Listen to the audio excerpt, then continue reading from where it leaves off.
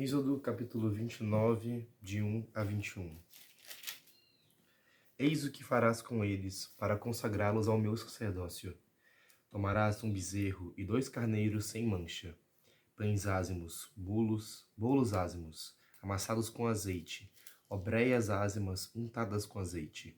Com flor de farinha de trigo os farás, e os porás num cesto, e nos cestos os trarás. Trarás também o bezerro e os 2 carneiros. Farás a Arão e os seus filhos se aproximarem da entrada da tenda da reunião, e os lavarás com água. Tomarás as vestimentas, e porás em Arão a túnica, o manto, o efode e o peitoral, e o cingirás com o cinto do efode. Por-lhe-ás o turbante na cabeça, e sobre o turbante o sinal da santa consagração. Tomarás do óleo da unção, e derramando sobre a cabeça dele, o ungirás. Do mesmo modo, farás se aproximarem os seus filhos, e os revestirás com túnicas, e os cingirás com um cinto, e disporás os barretes. O sacerdócio lhes pertencerá, então, por um decreto perpétuo. Assim farás a investidura de Arão e de seus filhos. Farás o bezerro chegar diante da tenda da reunião, e Arão e os seus filhos porão a mão sobre a cabeça do bezerro. Imolarás o bezerro diante de Yahvé, na entrada da tenda da reunião. Tomarás parte do sangue do bezerro, e com o dedo o porás sobre os chifres do altar, derramando o resto do sangue ao pé do altar.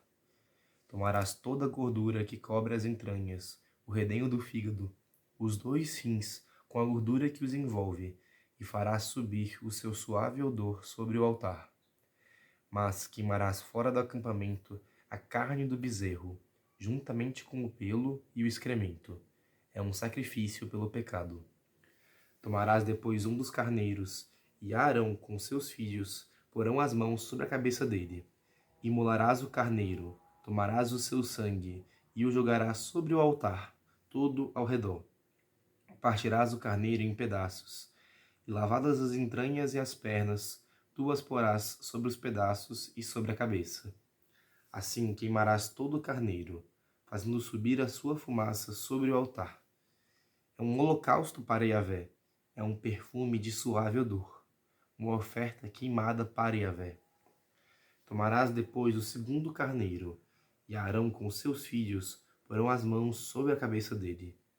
Imolarás o carneiro, tomarás um pouco de seu sangue, e o porás sobre a ponta da orelha direita de Arão, e sobre a ponta da orelha direita dos seus filhos, sobre o polegar das suas mãos direitas, como também sobre o polegar dos seus pés direitos.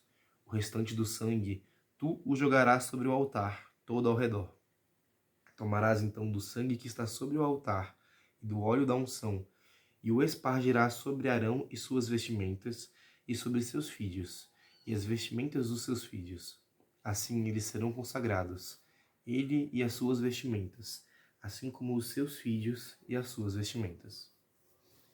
Bem, vamos lá, vamos parando por aqui, que esse capítulo é bem grande. Mas então a gente está seguindo a lógica do capítulo anterior, né, que falava sobre o modo como os sacerdotes deveriam se vestir para oferecer os sacrifícios. E aqui a gente está falando sobre o ato que é praticado, então, para consagrá-los a esse serviço do sacerdócio. Algumas coisas aqui são interessantes porque ainda são válidas para os sacerdotes até hoje, como a questão do sacerdócio ser um decreto perpétuo, né? O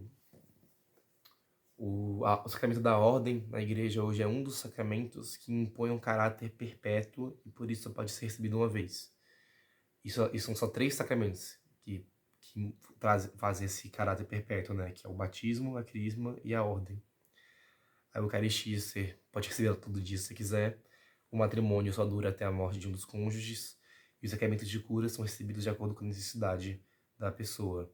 Mas esses 3 sacramentos são recebidos uma vez. Então, são um decreto perpétuo. Bem, e também interessante porque aqui mostra um dos primeiros registros também da unção, como marca sacramental, né?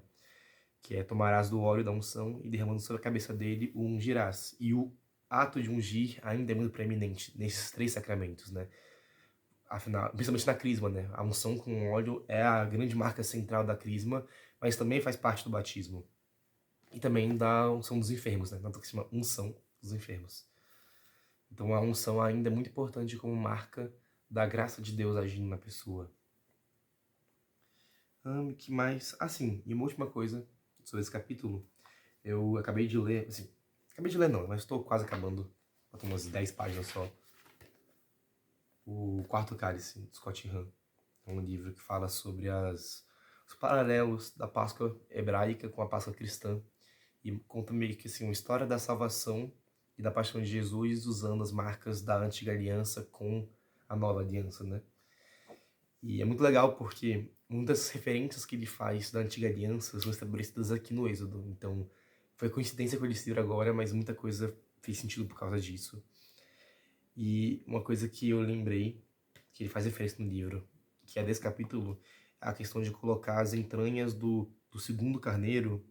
É o segundo? Não, do primeiro carneiro e colocar sobre a cabeça. E o Scott Hahn acusa as pessoas que fazem muitos tipos de Jesus no Antigo Testamento, assim, querendo comparar onde não tem.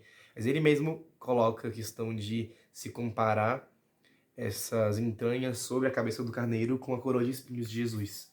Afinal, isso aqui é uma marca do Cordeiro do Sacrifício, assim como Jesus também foi marcado por sacrifício antes, né, com a coroa de espinhos. Então, assim, é um paralelo. Não sei, pode falar que eu forço um pouco a barra, mas é uma imagem parecida, de você cobrir a cabeça do cordeiro antes do sacrifício. E bem, dessa parte do capítulo, é isso. Depois continua ele.